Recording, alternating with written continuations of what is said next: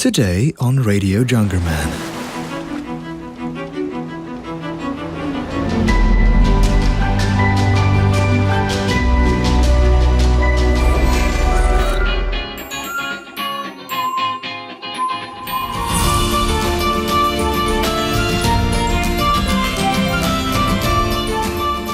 Hey, and welcome to episode 2 of Radio Jungermann, the show where I take you behind the scenes and talk about the songs that I've been releasing during the past month, and so much more.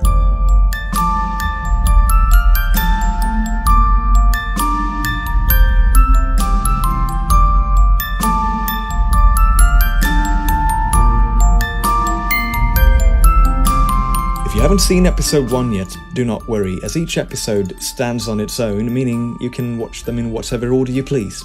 So, without further ado, let's jump straight into it with the first song that I'm calling Keep Shining. This is a very happy piece of music that I based entirely, almost, upon this guitar riff.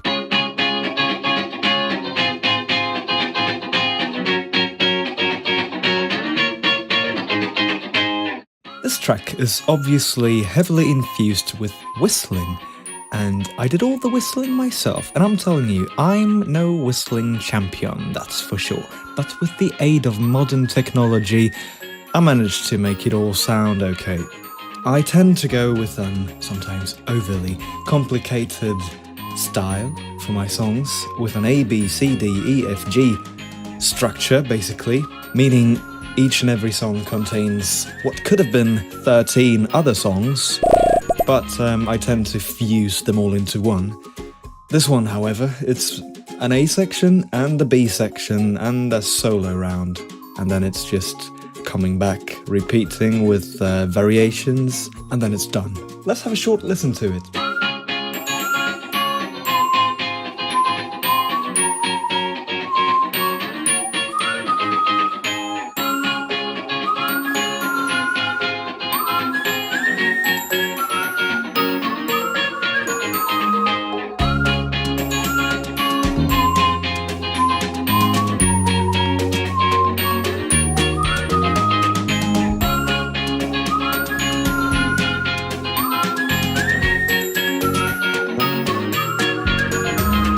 Now let's move on to a song with a somewhat similar name, Keeper of Fortune. It's a piece of fantasy music, but it's heavily inspired by Nordic folk music. It's folk music from my own region, something that I love listening to every once in a while, and something that I love creating.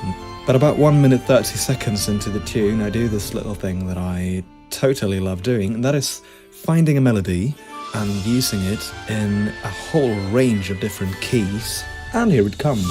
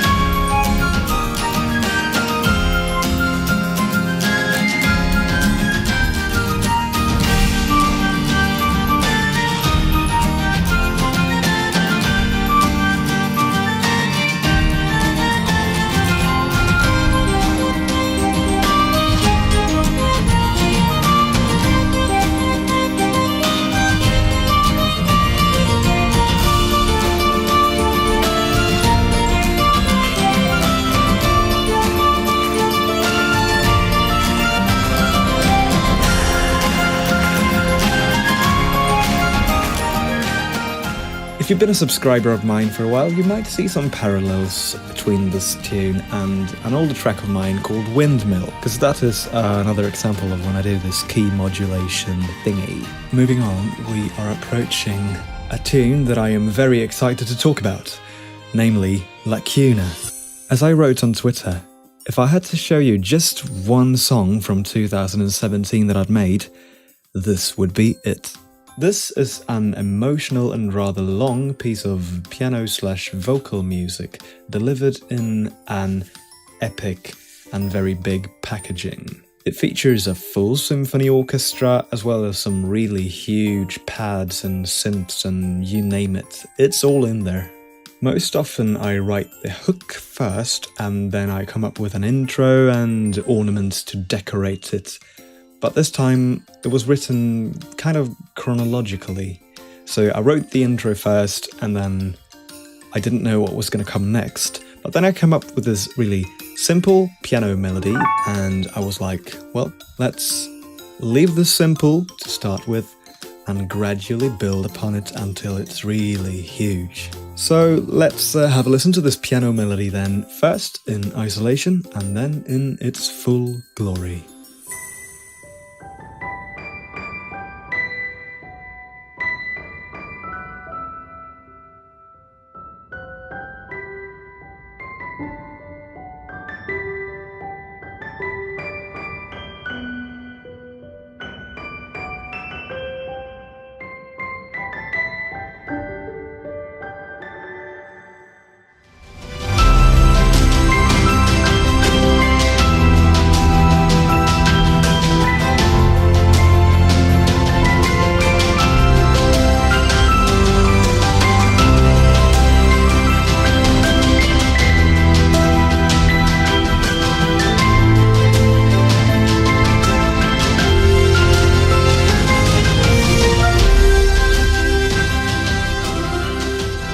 I'm also well pleased with the visuals of this upload. So I'm actually using several different artworks from the same artist, link in the description, that I'm combining into one and then animating the way I normally do with my artworks. The reasons why this song is so special to me is probably that I feel that it captures me and all my styles in one.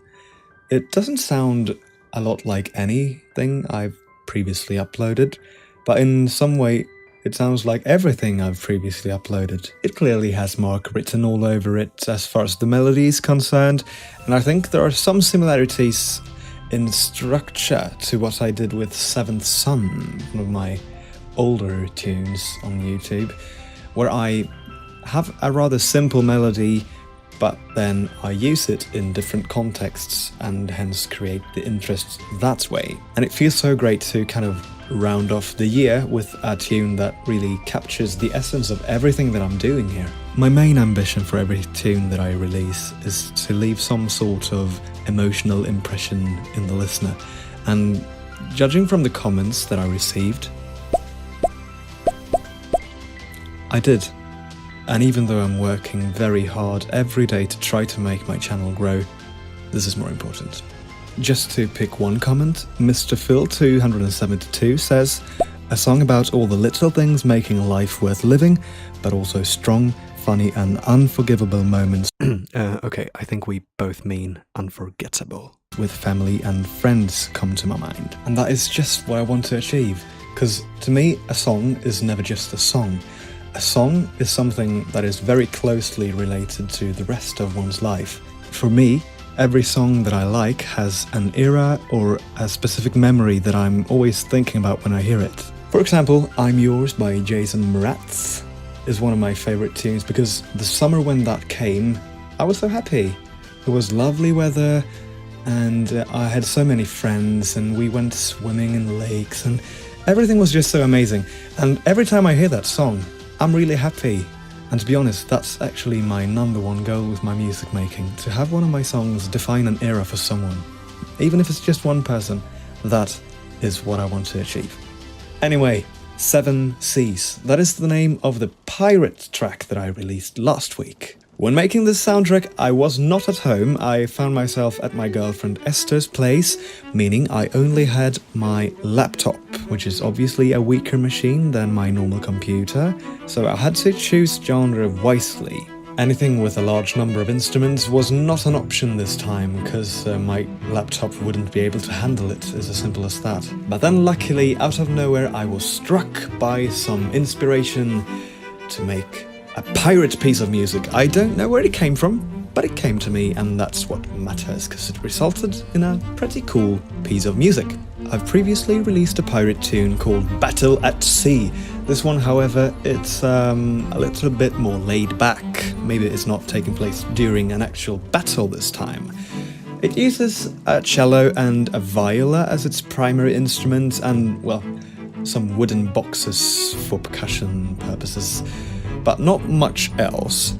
And it's a rather relaxing piece of music, I would think. Maybe the pirates are just chilling on their ship, cruising the seven seas. A funny detail about the sound design in this tune is that when you hear the captain walking, you can actually hear that he's got a wooden leg. I'll actually give 100 Junger points to whoever first correctly comments the time code for that. So after this video, go see if you can find it, and you'll definitely be top of the Jungerpoints Leaderboard, which I'll be showing in each episode of Radio Jungermann. Here's a new segment in the show.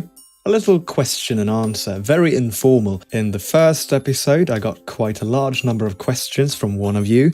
I thought I could answer a couple of them at least. Here goes.